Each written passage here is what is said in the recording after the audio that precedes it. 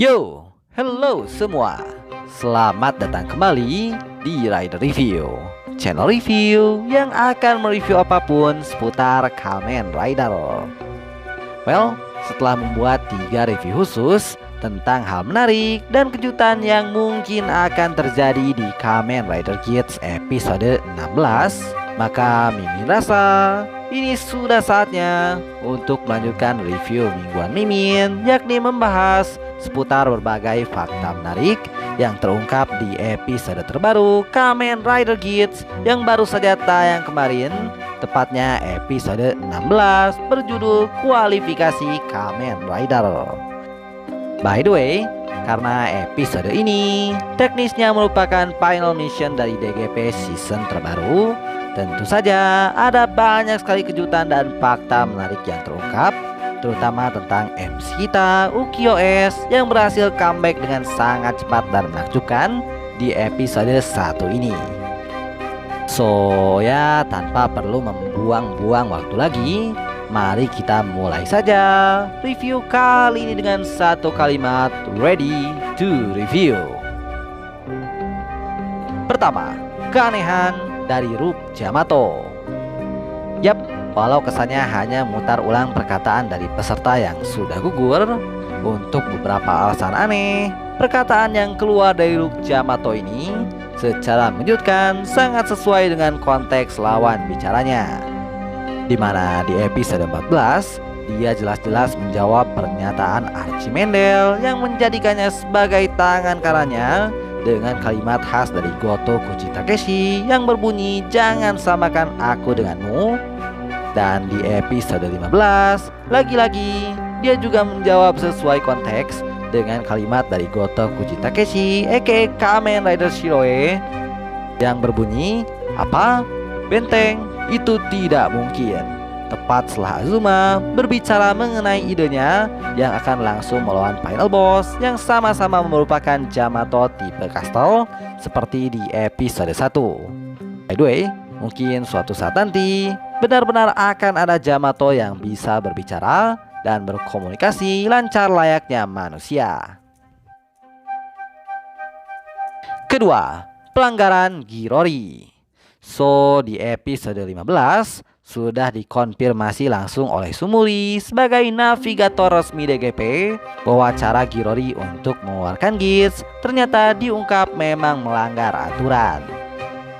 Ya, Mimin kira awalnya Girori ini tidak melanggar aturan tentang Game Master yang tidak boleh memanipulasi hasil penandingan, karena dia tidak benar-benar menyerang S secara langsung, melainkan menggunakan Pang Jack yang dihipnotis untuk melakukannya.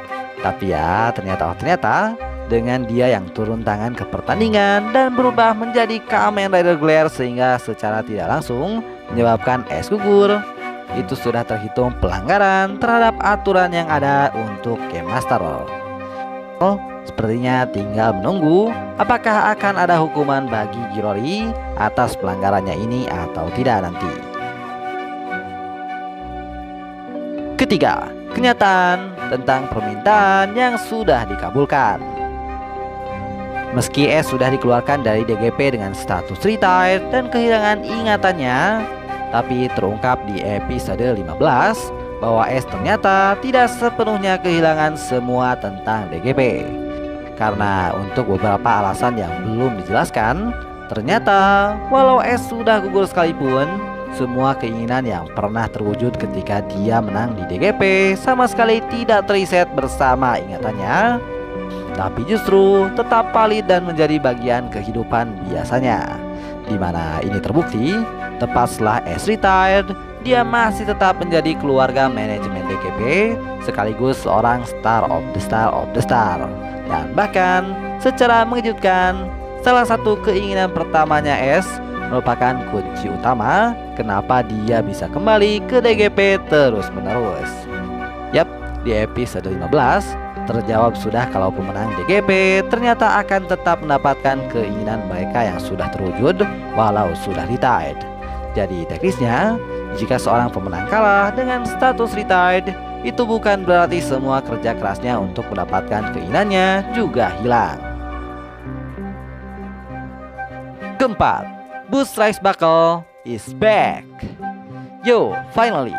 Setelah selama beberapa episode hilang entah kemana dan tidak muncul setidaknya untuk 2 misi, Boost Rice Buckle, sang item rare, akhirnya diperlihatkan muncul kembali di episode 15. Dan tidak seperti biasanya di mana Boost Rice Buckle selalu jadi item gacha yang bersembunyi di Hatena Mission Box dan hanya bisa didapatkan dari Secret Mission. Kali ini, kemunculan Boost Rice Buckle agak berbeda karena langsung diberikan oleh Game Master secara terang-terangan kepada peserta sebagai item pendukung supaya peserta bisa memenangkan final mission kali ini. Kelima, tentang evolusi Yamato. Berbicara tentang Yamato, sang kategori monster di series Geats, sebelumnya kita sudah mengetahui fakta menarik bahwa mereka ini makhluk yang bisa berevolusi secara berkala, baik dari segi kekuatan, kepintaran, bahkan penampilannya. Tapi yang belum kita ketahui tentang evolusi Yamato adalah apa sebenarnya yang mereka butuhkan dan dapatkan sampai bisa berevolusi. Dan ya, di episode 15 ada perkataan Archimendel yang membuat Mimin cukup terkejut karena dia mengatakan dengan pasti bahwa Yamato akan berevolusi setelah mereka belajar dan diberikan nutrisi. So, apa maksud tentang belajar dan nutrisi yang dikatakan Archimendel? Mimin sendiri masih belum tahu. Tapi yang jelas, ini mungkin ada hubungannya dengan ID core milik para peserta gugur di DGP yang ada di Yamato Garden. So, untuk sekarang sepertinya sekian dulu review tentang berbagai fakta menarik yang terungkap di Kamen Rider Geats episode 15 versi Rider Review. Terima kasih sudah menonton. Sampai jumpa di part 2-nya nanti jika ada kesempatan.